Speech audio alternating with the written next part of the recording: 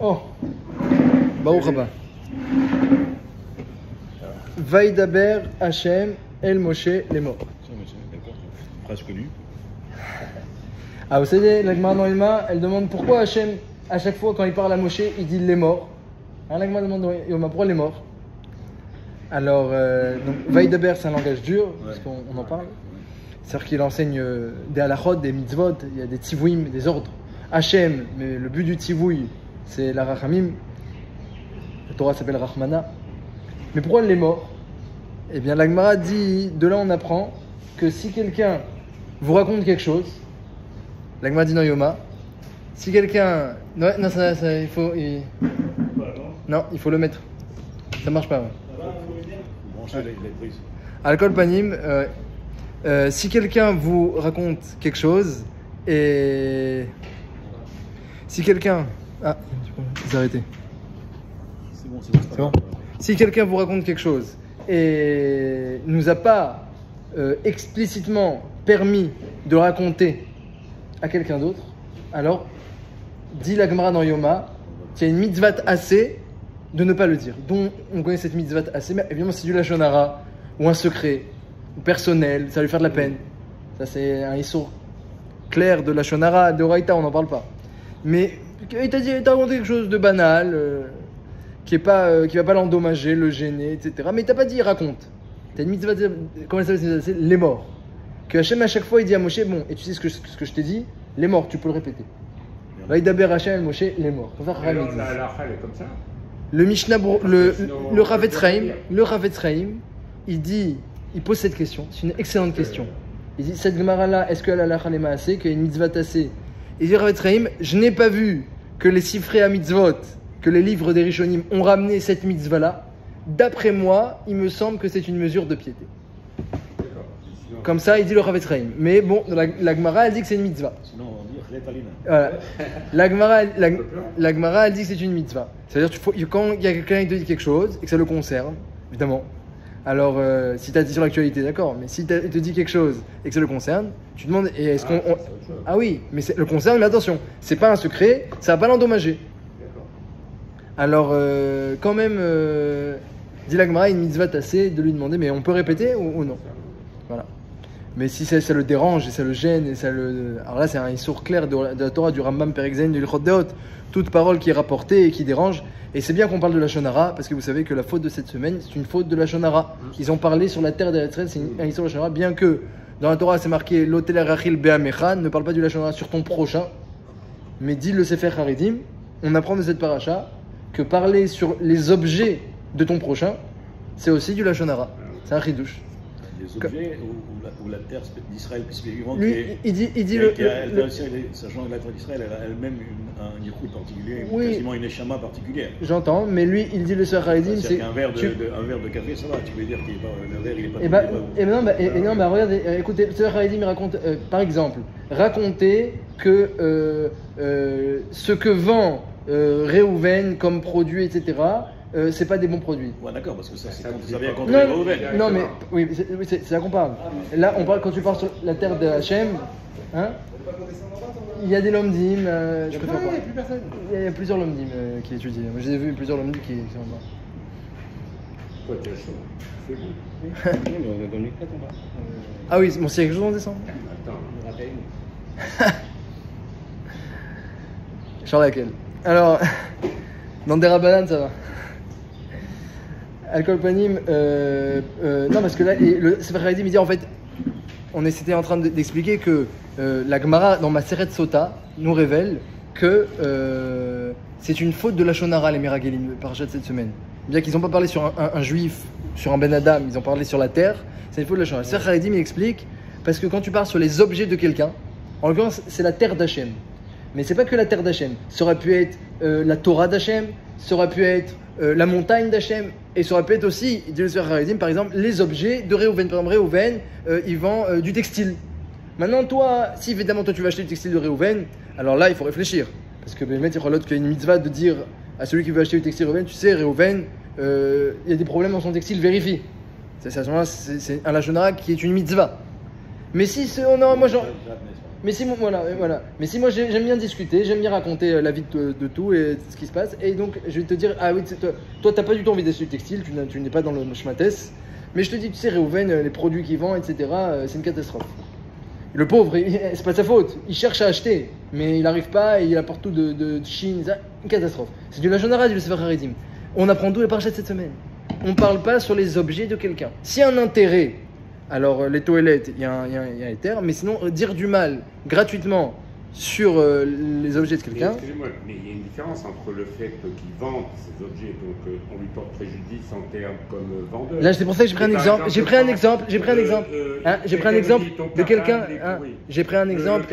J'entends, mais quelqu'un qui n'avait pas l'intention d'acheter. Voilà, moi j'ai parlé à quelqu'un qui n'avait pas l'intention d'acheter. Non, quand même. S'il y avait un prix. Au contraire, à la limite, c'est faux. Si quelqu'un a l'intention d'acheter, il y a une mitzvah de lui dire. J'ai compris, mais il y a une incidence dans la vente. Tandis que si on dit le cartable de Bouboule, il est affreux, ça n'a aucune incidence. C'est aucune incidence. Ça n'a aucune incidence. Ça n'a aucune incidence, parce que aussi le cartable de Monsieur Bouboule, Rav, aussi, c'est pas quelque chose qui vous dérange, qui vous gêne, qui vous concerne personnellement. C'est pas. Vous voulez pas fabriquer vous-même, c'est pas votre. Mais quelqu'un, son métier, son magasin, ce qu'il vend, ce qu'il fait de ça, tu dis, mais tout son travail, tout ce qu'il fait, c'est nul ce qu'il fait. Il sait pas travailler, le pauvre, il n'arrive pas. Alors, donc, même si tu lui portes aucun préjudice et que lui-même, mais lui, attention, c'est un tzaddik, super, mais son magasin, c'est une catastrophe. Même s'il n'y a aucun préjudice, on peut pas parler sur les objets, la possession. Comme fait le Sefer Haredim, il dit qu'on apprend par cette semaine. Par rapport à la terre ? Par rapport à la terre, c'est la terre d'Hachem. Et il y a du Lachon Hara sur la terre, dit la Torah, ils ont fauté comme Myriam. Ah, pardon, mais alors on dit que c'est d'accord, c'est parce qu'ils disent que c'est du. C'est de là qu'on apprend, la Maseret Sota d'Aflamet Dalet. Il y a quand même au départ une petite différence, là, c'est pas comme si on parlait de quelque chose en mal, c'est un cadeau qu'on rejette. Enfin, entre guillemets, c'est Hachem, il nous a offert quelque chose. Et par ingratitude, je dénigre. Il y a aussi, moi je parle pas. Il y a un problème, il y a un problème de midot, de Emouna, de midot, de reconnaissance, c'est vrai. Mais l'Agmara et Rachid le ramène, elle parle un peu plus, on va dire, halachiquement. Elle dit, ils ont fait les Meragalim à Issour de la Shonara. Et ils ont vu la semaine dernière, à la fin de Bealotecha, que Myriam elle a fauté dans la Shonara, elle a été sévèrement punie, alors que Moshe, il était humble, vous voyez, comme la terre, c'est marqué. Il était comme la terre, comme la poussière, il était humble comme la terre. Ils ont vu, mais elle a dit la Shonara quand même, elle était punie alors que Moshe il s'en fiche. Et ils n'ont pas compris que eux, s'ils vont parler aussi de la terre, eh ben, il y aura des conséquences. Ils auraient dû déduire que la Shonara, on ne dit pas. Donc on apprend, Isser Chaim, il apprend de là un chidouche, que même quand on dit du la Shonara sur un objet, c'est un Issou. Chidouche. Akol Panim, dans le texte, si vous voulez, un peu de chômage dans le texte. Vaidaber Hashem el Moshe lemor, shlach lecha anashim, veyaturu et eretz Kenaan. Asher ani noten livnei Israël. Donc envoie pour toi. Alors dis Rashi, c'est quoi cette histoire? Envoie pour toi. Alors le premier Rashi, on l'a vu, on l'a dit à l'oral, c'est pourquoi la paracha des Meragalim est juxtaposée avec la paracha de Myriam, pour te dire qu'ils ont fait du Lachon Hara et qu'ils n'ont pas pris exemple. Deuxième Rashi, shlach lecha, c'est quoi? Envoie pour toi. Envoie pour moi, envoie pour nous, envoie pour tout le monde, pour toi Moshe. Les Da'atra, selon Da'atra, selon ta décision, selon ton raisonnement. Réfléchis, selon ta réflexion. Les Da'atra, envoie selon toi. Ani eni mitzavelecha, moi je t'ordonne pas. Im tirtse shelach, si tu veux tu envoies. Les Vishébaou Israël et Amrou, parce que les Israël ils sont venus, ils ont dit Nish les rois najim lefanenu, envoie Moshe des gens devant nous.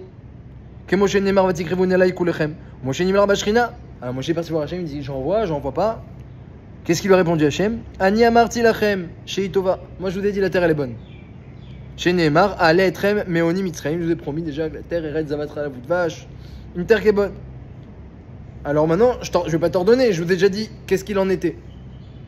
Chayehem shani noten lahem makom litot, mais si vous voulez faire la mission, il y aura oui une épreuve et il y aura lieu de se tromper. Bedivrei meraglim ilman lo irashua. Donc c'est très intéressant que hein? Ouais, à Moshe. Ouais. Non, c'est Dieu qui. Ouais, c'est Hachem. Ouais. C'est le dernier mot. Il lui dit regarde, voilà. Pas juste ce que tu veux. Ouais. Jusqu'au bout du truc. Ouais. Ça, c'est un midrash. Hein. Ouais, Midrash Yalkut, il rapporte que Moshe, Hachem lui a dit écoute, c'est pas une mitzvah, je t'ordonne pas. Et quand même, Moshe Rabbeinu, il a décidé d'envoyer.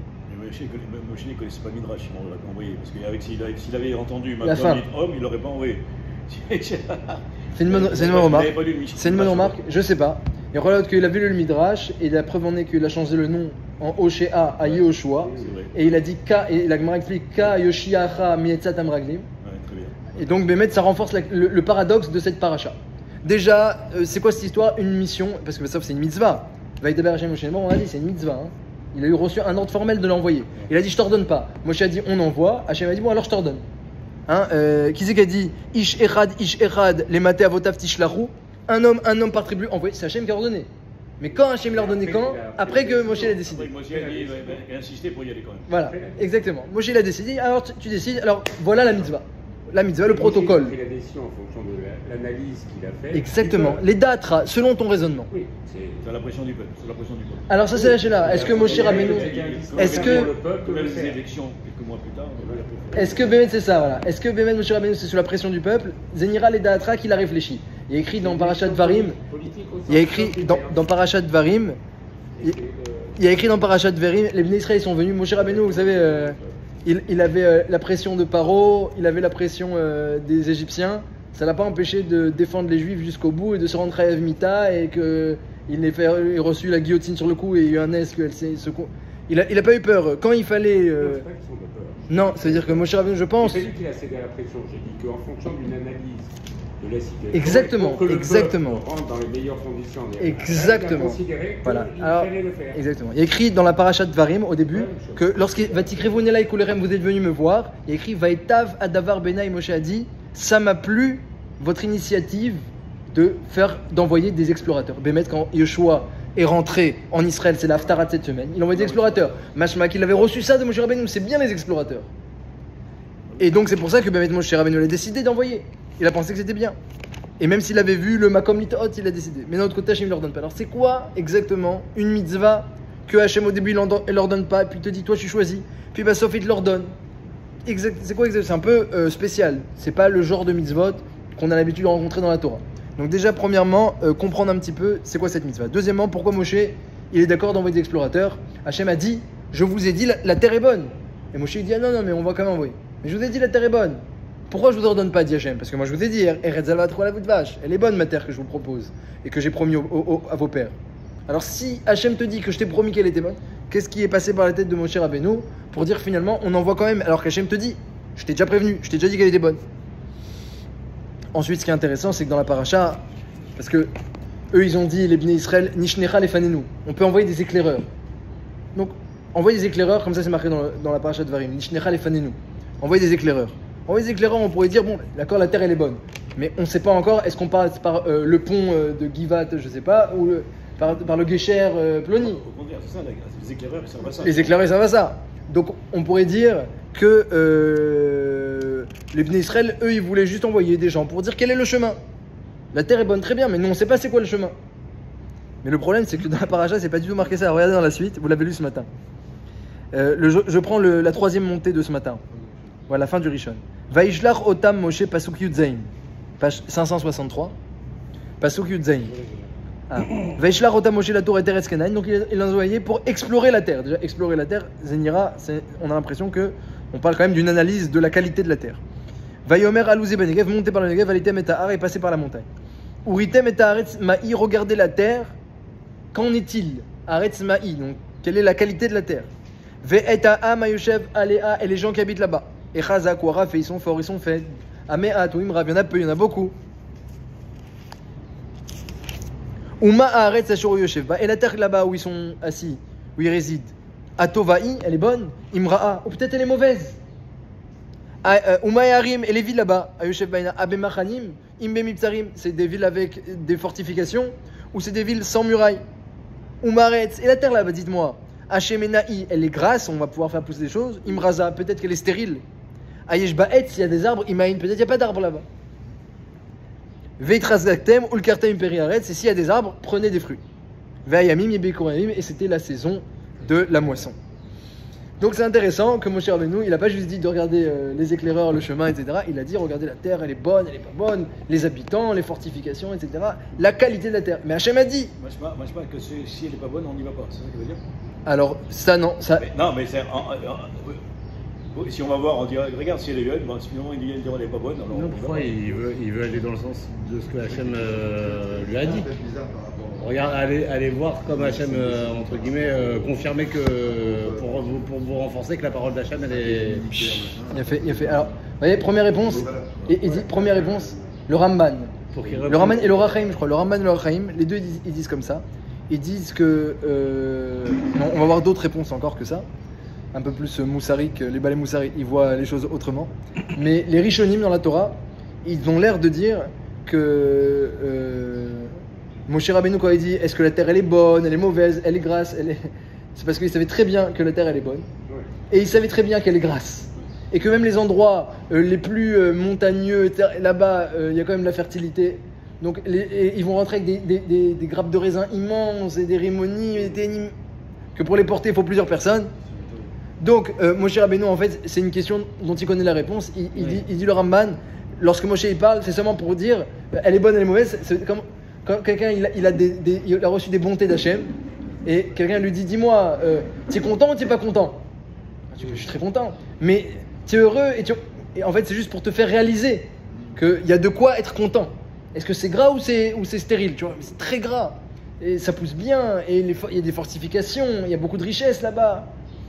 Donc en fait, Moshe Rabbeinu, on peut dire que c'est une formalité juste pour les saméach, il dit le Ramban, pour voilà, leur faire prendre conscience des tovot d'Hachem. Il n'a pas anticipé du tout sur la possibilité qu'il Il savait très bien qu'il y a cette possibilité puisqu'il a changé le nom à Yehoshua. La Sheila, c'est pourquoi malgré cette possibilité, il envoie quand même. Ça c'est la première question. Une mitzvah qu'Hachem n'a pas ordonnée, où il y a une chance de se tromper, pourquoi tu l'as fait? Déjà, comment ça se fait qu'il y a une mitzvah pareille dans la Torah? Première question, comment c'est que ça existe une chose pareille? Et deuxième question, qu'on fait que Moshe il a fait quand même, il envoie. Et troisième question, alors après les Bnei Israël, qu'est-ce qu'ils ont répondu les Meragelim? Qu'est-ce qu'ils ont dit? Donc Vaya Alou, ils sont allés, Vaya Tour, ils ont visité. Après quand ils sont venus, qu'est-ce qu'ils ont dit? Pasouk, Kafzain. Vaya Saproulo, Vaya Omeru. Ouais, page 565. Banou El Haaretz a cherché l'Artanou. On est parti, on a vu. Vegam Zavatrala Voudvache. C'est vrai que c'est une terre où coule le lait et le miel. Vézépiria et regardez les fruits. Éphèse, cependant. Éphèse. Cependant, hier, Éphèse, c'est plus que cependant. C'est néanmoins, mais néant. Éphèse, néant. Ouais. Néanmoins. Qui az à âme, eh bien, ils sont forts, les gens là-bas. Ayoshev Baret. Veharim Betsurot Dolot Meod, et les villes sont très fortifiées. Donc, du coup, si on pouvait rentrer et gagner. Moshe Rabbeinu, il aurait dit on habitera dans des endroits fortifiés, mais eux ils l'ont pris à l'envers. Hein, des villes fortifiées, ça veut dire deux choses. C'est-à-dire, et que quand tu seras là-bas, tu seras protégé. C'est Merchav Mugan, hein, on est protégé. Mais d'un autre côté, on ne peut pas rentrer. Alors eux, ils ont dit on ne peut pas rentrer. Vegam Yelidé Anakrein, il y avait des gens Anakim là-bas, des géants. On ne va jamais les battre. Amalek, alors les Juifs, ils ont peur que de Amalek. Amalek, Yoshev Baaretz, eux, déjà on commence avec Amalek, avant même de parler des autres.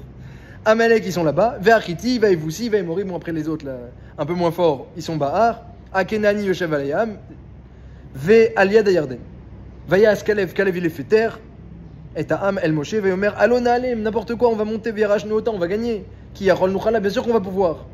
Va'anashim Asher Elohimo, Amrou, Lo Nuchala, Lot, et la Am, on ne pourra pas les vaincre. Qui Chazakou, ils sont plus forts que nous. Va'yotziou, Dibat Haaretz, Asher Tarot, ils ont parlé mal sur la terre.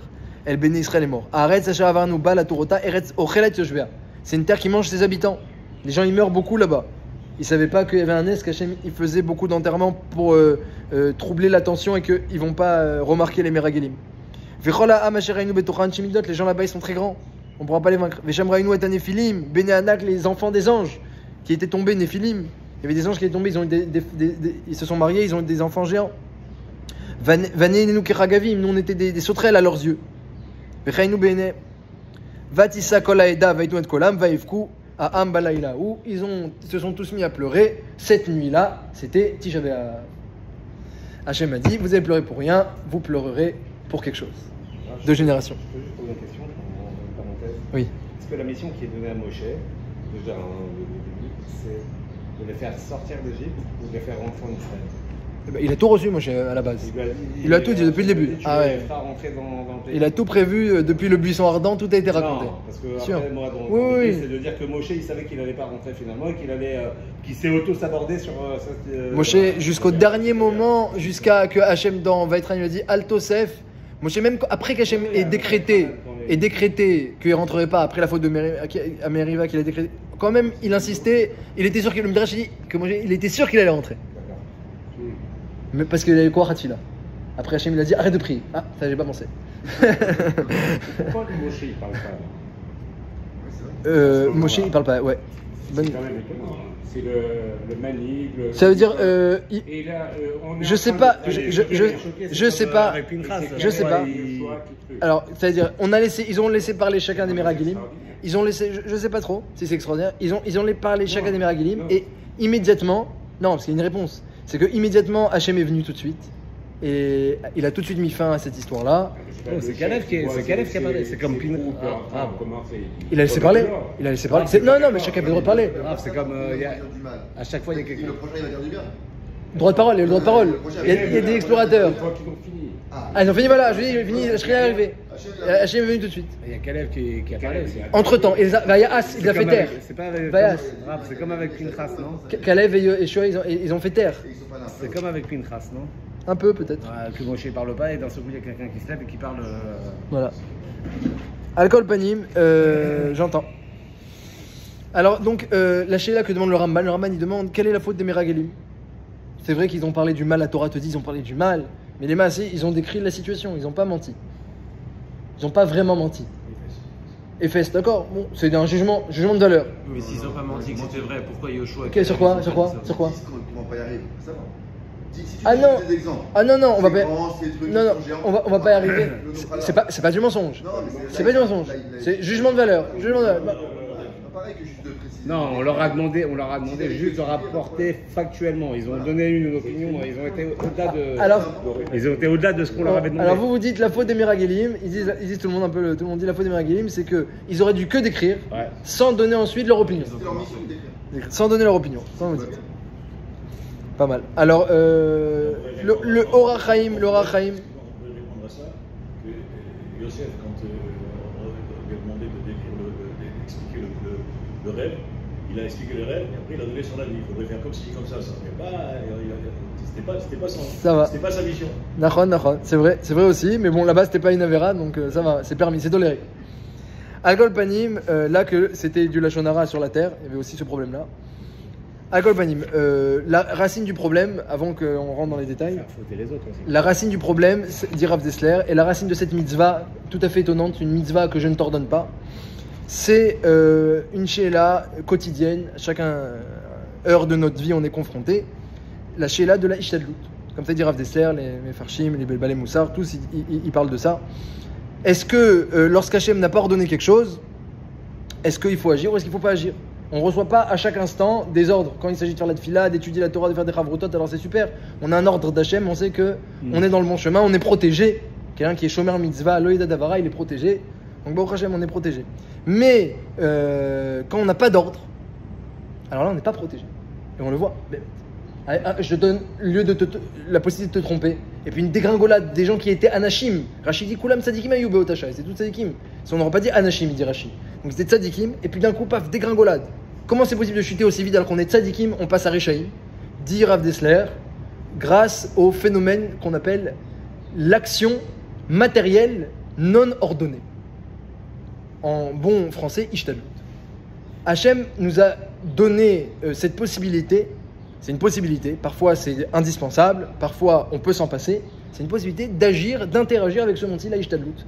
Adam Arishon, il n'avait pas cette possibilité. Comme dit l'Agmara, Leovda ou le Shomra, est-ce que tu crois qu'il devait travailler le Gan Eden? Le Nachal, il venait, il abreuvait le Nachal Ayotse Eden, il abreuvait le Gan, il n'y avait rien à faire. Malachim Tzolim Lo Bassar, les Malachim, il lui faisait sa viande, mais Saïn Logaïn, il lui donnait son vin.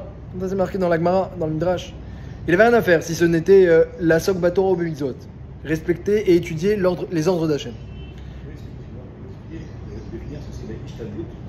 Alors, ouais, Ishtadlut, qu'est-ce que c'est? C'est agir pour arriver à ses fins. Agir pour arriver à ses fins. On veut agir dans ce monde-ci parce que On a un but, donc on agit pour arriver à ce but. On a un besoin, alors on agit pour combler le besoin. À l'époque de Adam Arishon, eh bien, même lorsqu'un homme il avait un but, ou un homme il avait un besoin, Akadosh Baruch Hu, il identifiait tout de suite le besoin, il a besoin de ça, et puis il attendait peut-être que l'homme prie. C'est marqué quand même que Adam Arishon il a prié pour faire tomber la pluie, pour faire pousser la flore. Donc il attendait que l'homme y prie, qu'il émette, et la prière, le Maharal dit la prière c'est l'avdavka, ça peut même émettre une volonté. Yehi Ratson, on émet une volonté devant Hachem. Retson et Ravia assez. Ça s'appelle presque une prière, quelqu'un qui craint le ciel et qui a une volonté. Hachem il dit j'entends très bien ce que tu veux. Vetchavata Mishma Yoshem, tu peux aussi prier. Mais Hachem, dès qu'on a cette volonté, il entend déjà pour les gens qui sont des tzadikim, qui sont Yerehav, qui le craignent. Mais en réalité, il y a une mitzvah derrière la mitzvah. Alors doucement. Il y a la mitzvah de rentrer. Ah oui d'accord, mais c'était pas rentrer de. Non, rentrer de toute façon, c'était prévu. La Sheila, c'est est-ce que on envoie des explorateurs avant de rentrer ou on rentre directement? Nous on parle du Hersher mitzvah. On parle de la préparation à la mitzvah. Rentrer, c'est certain qu'on devait rentrer. La Sheila, c'était comment? Avec une exploration ou sans exploration? Alors dit Rav Dessler, depuis Adam Arishon, après la faute, maintenant ça change. L'homme, lorsqu'il a une volonté, et même qu'il a prié Hachem et qu'il a émis cette volonté, Hachem ne la réalise pas à l'instant, à la makom. Et parfois, mieux que ça, non seulement il ne la réalise pas, mais il attend que l'homme, il interagisse dans ce monde pour pouvoir lui donner. Ça s'appelle « Ah, la sueur de ton front, tu mangeras ton pain. » Beza tapecha, tochal lechem. Est-ce que ça veut dire que c'est Hachem, qu'Hachem, maintenant, il se retire, il ne décide plus, qu'il n'envoie plus la parnassa, il n'envoie plus le besoin de l'homme, il ne dirige plus le monde? Chas v'shalom. Comme elle dit la Gemara dans Rosh Hashanah, eh bien, chaque chose que l'homme il a besoin, kol mezonotav, tout ce qu'il a besoin, et toute la santé, toute la parnassa, toute la bracha, les rentrées, les sorties, la Gemara elle dit les rentrées, combien tu vas rentrer, combien tu vas sortir, c'est très précis, pas seulement je sais pas comment la différence, le gain. Chaque chose que tu vas gagner, chaque shekel que tu vas gagner, chaque shekel que tu vas sortir, c'est prévu à Rosh Hashanah. Donc ça change pas. Hachem il n'a pas changé son comportement à lui.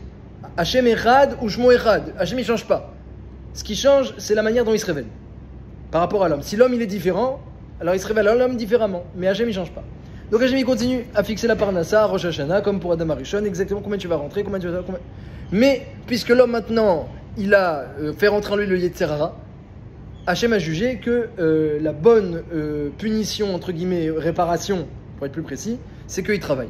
Hein, comme il dit Rav Dessler aussi, comme elle dit la Mishnah en Pirkei Avot, si l'homme ne travaillait pas, alors il en viendrait à l'ennui, et l'ennui l'amènerait à la faute. Comme ça la Gemara elle dit dans Ktuvot. Celui qui s'ennuie, qui n'a rien à faire, il en arrive très rapidement à fauter. Quand l'homme il est préoccupé par son travail, au moins il ne faute pas. Donc Hachem il a décidé d'envoyer la Ishtadlout. La Ishtadlout, c'est que quand tu veux quelque chose, ou quand tu as besoin de quelque chose, tu vas devoir interagir. Mais attention, c'est toujours Hachem qui décide est-ce que tu l'auras, est-ce que tu l'auras pas. Il a même mieux que ça, il a déjà décidé. Et s'il n'a pas décidé en ta faveur, ce ne sera pas grâce à la Ishtadlout qui va changer d'avis. Par ta prière, ou là, il va changer d'avis. Mais par ta Ishtadlout, il ne changera pas d'avis. Donc la Ishtadlout, c'est rien plus et rien de moins, dit le Messilat Yesharim, le Rabbeinu Bechaye, tous les Balei Moussar, et tous les Rishonim même, qu'un impôt. C'est un impôt, et mieux que ça, pour être plus précis, une malédiction, une klala, un châtiment qui date depuis Adam Arishon. Mais un châtiment qui a un intérêt pour l'homme tel qu'il est maintenant. Maintenant, on a besoin de ça. Mais attention, il ne faut pas qu'on commence à croire dans cette chose-là. Voilà. L'erreur, c'est de dire, c'est grâce à ma force et à ma tzlacha et ma finesse de mon expérience, ma finesse que j'ai réussi. Pas du tout. Lola Kalim Amerot, les psukim, il y a plein de psukim dans les Nevi'im qui multiplient de parler sur ce sujet. Lola Kalim Amerot, ce ne sont pas les gens agiles qui ont la tzlacha. Lola Giborim Amilchama, ce n'est pas l'effort qu'on gagnait la guerre. Qui imberuchi Amar Hashem, c'est que par ma parole que la guerre elle va être gagnée ou elle va pas être gagnée. David Ameller, il y a plein de sipurim sur David Ameller, qui était très fort. David Ameller, on le comparait à un lion. David Ameller, il partait en guerre, il demandait à Hashem dans Melachim Bet, il demandait Shmuel Bet. Il partait en guerre dans Shmuel Bet, dans Shmuel Aleph, c'était encore Shaoul qui était roi. Shmuel Bet, il commence à devenir roi David, il part en guerre, il demande au Haroun, je vais gagner, je vais pas gagner. Il dit non, dit Hashem, tu n'as aucune chance. Mais si par contre tu entends contre les Pélishtim, mais tu entends que les feuilles elles bougent, alors là tu pourras gagner. Alors on avance, mais tu attends.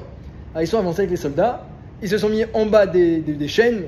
Il a dit aux soldats, Hachem il m'a dit, par les Urim et Tumim, quand les feuilles elles bougent, on attaque. Donc les Pélishtim arrivent, ils s'approchent, les Pélishtim, on attaque. Non, quand les feuilles elles bougent, les Pélishtim s'approchent, on attaque. Le Midrash il dit ils sont arrivés à 4 amot. 4 amot. Les soldats ils ont dit David Améler, on va mourir. Il a répondu on va mourir tzadikim. Et vous, si vous voulez combattre, vous allez combattre Réchaïm. Quand ils sont approchés le pas d'après, les feuilles des chênes ont commencé à bouger et ils ont combattu, ils ont gagné.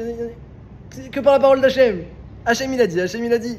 David et Goliath. Très rigolo David et Goliath. Tout le monde essayait de combattre Goliath, il était géant, il était puissant, il avait une armure. L'armure de Goliath, non seulement il était très grand et très fort, mais en plus une armure qu'on voyait, il n'y avait pas un bout de chair. Vous ne pouvez pas l'atteindre si ce n'était que son front. Et alors Shaoul il a pris son armure à lui, il l'a mis à David.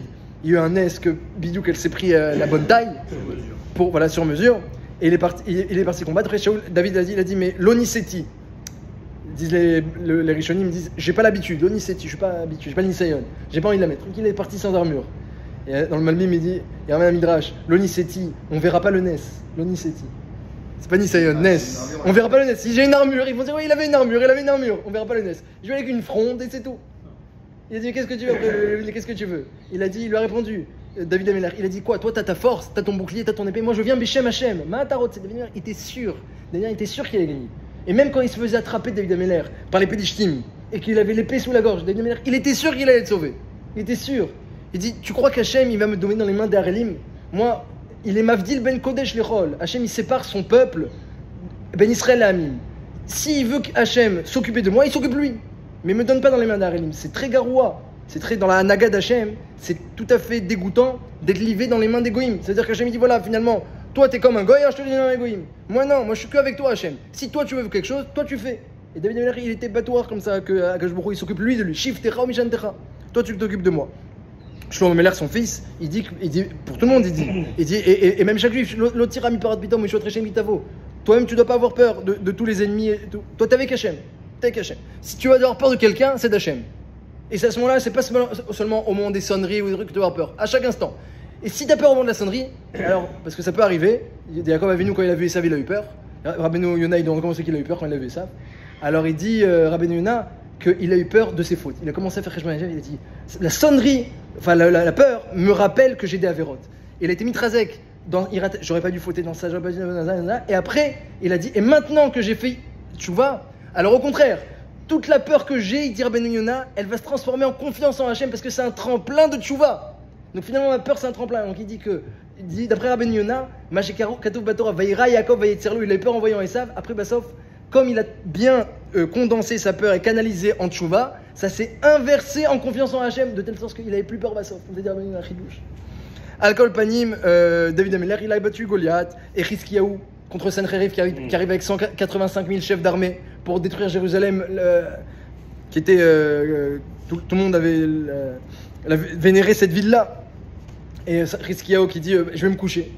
Si je fais la guerre, je vais m'enorgueillir. Si je fais une prière, je vais gagner. Je vais m'enorgueillir. Je vais même pas faire une prière. Je vais me coucher.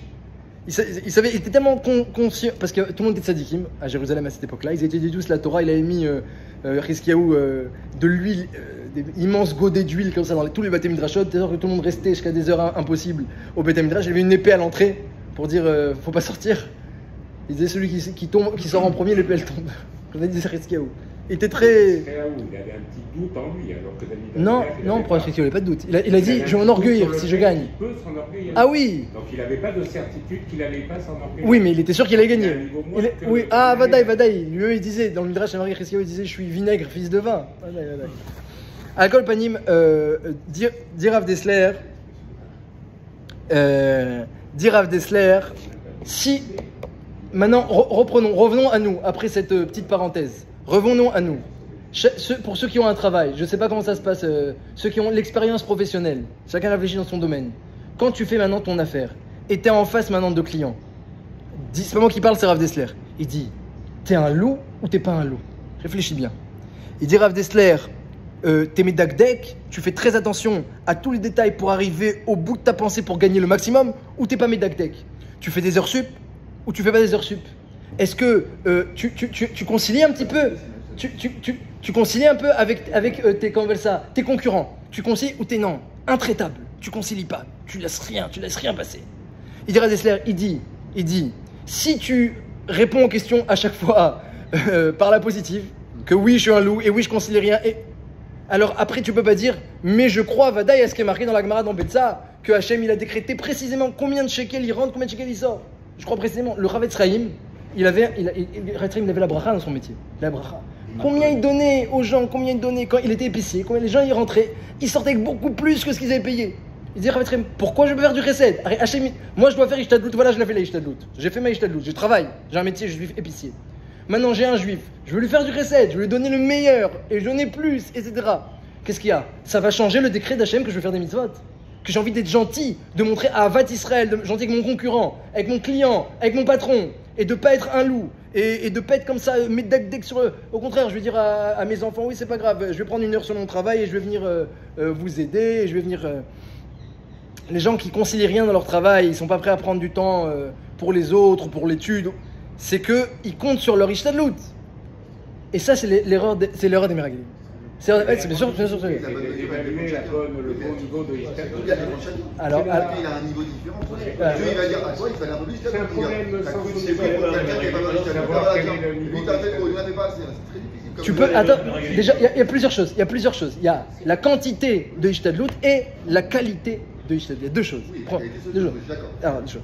Voilà. La qualité, c'est-à-dire, est-ce que quand tu travailles, mais est-ce que tu travailles avec droiture? Ou des fois, t'es mévater un peu sur la droiture. Allez, je pourrais être droit, mais il n'y a pas un issour. Il n'y a pas un issour, mais c'est l'eau y a fait. Mais bon, il n'y a pas de issour. Allez, c'est pas grave, il n'y a pas de issour. Pourquoi je vais pas me remplir les poches? La qualité. Non, pourquoi? S'il n'y a pas de issour, s'il n'y a pas de issour. Oh, la quantité. La quantité, c'est plus dur. D'accord. La quantité, il faut réfléchir. Les Meragelim,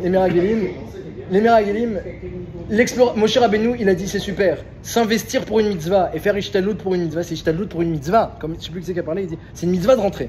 C'est Ishtadlout pour une mitzvah. Moshe Rabbeinu dit c'est super. Ishtadlout pour une mitzvah, c'est super. On va prendre le chemin, on va voir où est le trésor, où sont les trésors là-bas. On va préparer l'entrée pour que ce soit encore plus agréable, que la mitzvah elle soit benachat ou beneimut. C'est extraordinaire, dit Moshe Rabbeinu. Vaïtav Be'enai. Hachem dit tu peux me tromper. On peut se tromper, on peut se tromper. Mais on peut aussi ne pas se tromper. Il a pris des gens de tzadikim. Et si on peut rentrer en Israël avec Yoter Benachat, moins à l'aventure, la mitzvah elle sera encore plus agréable. C'est une mitzvah, c'est bien que la mitzvah Torah soit agréable. C'est magnifique, dit Moshe Rabbeinu. On le fait. L'erreur c'est quoi? C'est que les Bnei Israël et les Meragelim, eux, ils n'avaient pas le même date que Moshe. Hachem a dit, j'ai vu les Farshim disent Shlach lecha les da'atra. Je crois le roi Chaim. Il dit les da'atra. Selon ton date à toi. C'est que toi, tu fais ça pour que la mitzvah soit plus agréable. Mais leur date à eux, non. Eux, c'est pourquoi ils font ça? Parce qu'ils ne croient pas en Hachem. Ils pensent que l'entrée dépend de eux. Comme ça dit le roi Chaim. Ils pensent qu'ils sont pour Shima Emouna. Quoi? Ça veut dire que chacun dans son cœur, Anashim. Alors, faut voir. Il y a les Bnei Israël et il y a les Anashim. Il y aura que ces gens-là, parce que le message me dit que ces Anashim-là, c'est un problème de Gahava, de Kavod, etc. Peut-être qu'eux, ils avaient, oui, une darga de Emouna élevée, mais ils avaient des négiotes autres. Mais Mistama. Mais les Bnei Israël, eux, ils avaient un problème de Emouna. C'est qu'ils comptaient sur l'Ishtadlout pour rentrer. L'Ishtadlout, on peut la faire, mais on compte pas dessus. C'est-à-dire quelqu'un, par exemple, moi j'ai fait une fois une Ishtadlout, j'ai marché, j'ai truqué, je me suis fatigué pour une mitzvah, je me suis fatigué pour une Ishtadlout, etc. Bassof, ça n'a rien donné, j'ai pas pu rencontrer la personne à qui je devais parler. Comment je me suis senti après? Content. J'ai fait la Ishtadlout, je suis tranquille, moi j'ai fait la Ishtadlout. J'ai fait qu'est-ce que j'ai demandé. Après, il faut avoir un résultat pour Ishtadlout. Qui a dit qu'il faut avoir un résultat pour Ishtadlout? Le résultat, c'est j'ai mis donne, t'as fait des Ishtadlout. Tu vas travailler, t'as beaucoup travaillé, t'as rien rentré. Magnifique. Il y a de Sati et des Chova, j'ai fait qu'est-ce qu'il fallait. Combien de brachas je vais avoir maintenant? J'ai agi avec droiture, avec gentillesse, avec bonté. J'ai fait Ishtadlout, je me suis protégé du Yitzhara qui m'embête tout le temps en travaillant un peu plus. Ça peut aider. J'aurais pu étudier, si on peut étudier un peu plus aussi, ça peut aider aussi. Alors j'ai fait les deux. Moi j'ai travaillé, j'ai étudié, j'ai fait qu'est-ce que j'ai même demandé. Après, j'ai pas réussi. Très bien, mais il faut être content quand t'as pas réussi. Et quand tu réussis, ne faut pas faire parce que j'ai bien travaillé, parce que j'ai vérifié, parce que j'ai été médagdeg. Et au contraire, parfois, le fait d'être trop médagdeg, trop pointilleux sur la qualité, la quantité de Ishtadlout, etc., même quand c'est droit et c'est avec un bon cœur, mais après tu t'y crois. Tu t'y crois. Donc il faut bien réfléchir comment faire la Ishtadlout. Rabbeinu Chaye dit le conseil, c'est prendre la Ishtadlout qui te laisse le plus étudier possible et qui est le plus en adéquation avec tes midot. Prends pas des travaux trop difficiles et trop différents de ta nature. Tu dois choisir le métier le plus adéquat à ta nature pour que ce soit agréable de travailler. Parce que de toute façon, je me donne la même parnassa. Donc quelle différence si tu prends un métier compliqué ou un métier facile? Donc voilà, donc les conseils, c'est ne pas croire dans sa Ishtadlout et renforcer toujours ses mounas dans Hachem.